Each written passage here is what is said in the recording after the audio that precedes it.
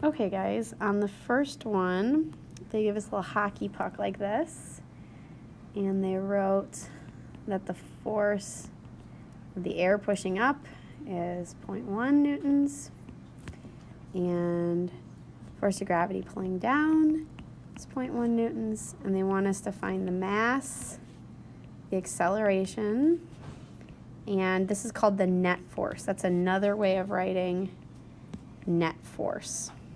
Okay, so let's look at this together. One thing is, if you notice, this force pulls up 0.1 and this force pulls down 0.1. So these forces actually cancel each other out. So our net force should be 0 newtons in this situation.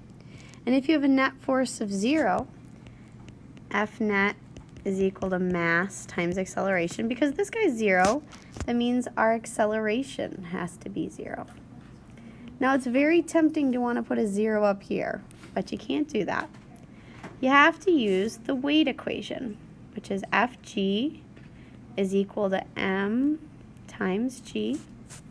So force of gravity, which we also call weight, is mass times g is 9.8. So Fg is equal to, we don't know the mass. Oops, sorry, I shouldn't have written that again. We do know the force of gravity. They gave it to us. That was right here. So that was 0.1. We don't know the mass. We know 9.8. And to solve, you're just going to stick that in your calculator and get your answer. Okay, good luck.